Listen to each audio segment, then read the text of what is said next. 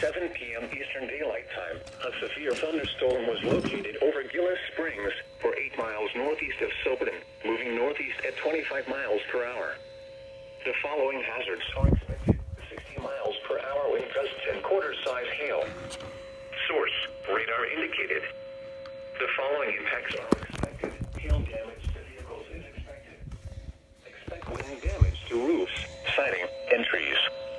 Locations impacted include Waynesboro, Oak Park, Inez, Norristown Junction, Covina, Lexi, Norristown, Sidee, and Gillis Springs.